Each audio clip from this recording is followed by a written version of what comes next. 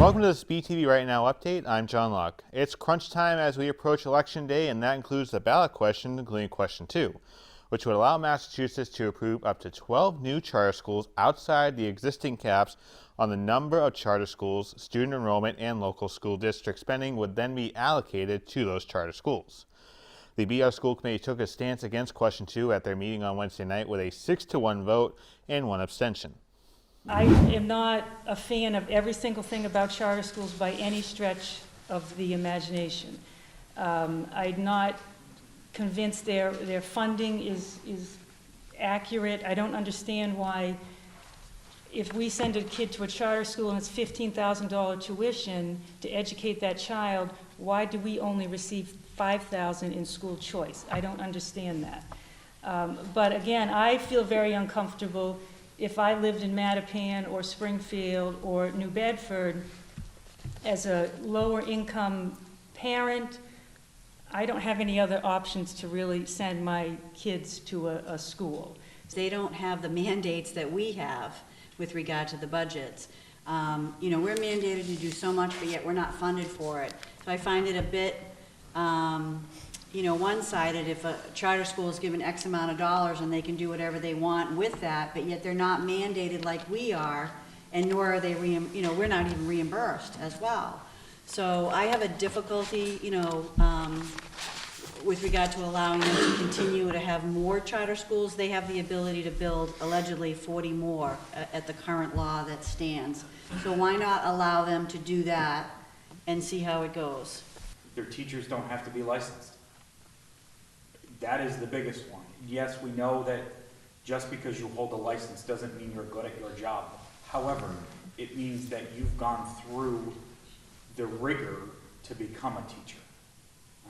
So for me, that is a different ballgame because it's apples to apples versus apples to almost oranges. You can vote on question 2 along with the other questions and vote in the races with early voting, which is taking place at the Academy building. Early voting hours are Friday 8 to 1, Saturday morning 9 a.m. to 1 p.m., next Monday through Wednesday 8 a.m. to 4 p.m., and then there'll be special extended hours of 8 a.m. to 8 p.m. next Thursday, and the final day of early voting takes place next Friday from 8 a.m. to 1 p.m. Coming up, I had a chance to talk with a professor at Bridgewater State regarding the role early voting could play in this year's presidential election. Turning to other local news, James Creed, the Plymouth County Sheriff, also a resident of Bridgewater, talked with the media regarding the May 10th fatal stabbing at the Silver City Galleria in Taunton. It was on that night Arthur DeRosa stabbed 2 people and injured others. Creed shot DeRosa inside of the Bertucci's restaurant after DeRosa charged at the Plymouth County Sheriff with a knife. James Creed said this regarding the ordeal inside the mall, quote, "You don't really have time to think too much, you just react. Your body just kind of takes over and you just start doing what you're trained to do.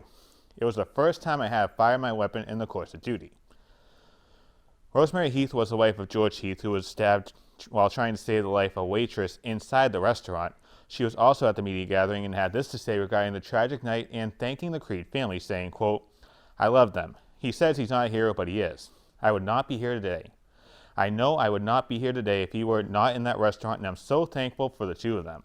I get up every day and he's the second person I think of. The first one is having George. When George was stabbed and paused and went to the ground, I went to George. I wasn't going to leave him, just like Laura, Creed's wife, wasn't going to leave Jim. It's what you do. You just go to your spouse and you be there for them. I stopped thinking about him being DeRosa the minute George was stabbed. I immediately just went to the floor, so if Jim was not there, I would have been next. He was so close to me, I know it, and I'm thankful every day," end quote. Creed was partnered with a new K-9 when he returned to work, and in honor of one of the heroes of that fatal night, the name of that K-9, George. And returning back to the election, with less than 2 weeks remaining until Election Day, this has been a unique election. To help understand this a little bit more, I had a chance to talk with Associate Professor of Communication Studies at Bridgewater State University, Dr. Jason Edwards. Let's just start off with this campaign as a whole and what this is meant for the American public. Well, I certainly don't think you've seen the kind of vitriol that we've had in politics for a very, very long time.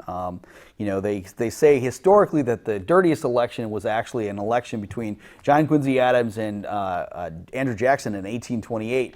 However, I would say that by the time when the history books are come out with analysis of this campaign, it will certainly be one of the dirtiest campaigns ever discussed, and perhaps the dirtiest campaign. It's certainly, the vitriol has been from the beginning something that is unprecedented in modern politics, and hopefully we won't see that again for a while. But with these two personalities, certainly it's gone on, and it's certainly impacted the American public, because both major candidates have the highest unfavorability ratings of any major candidate within the modern era.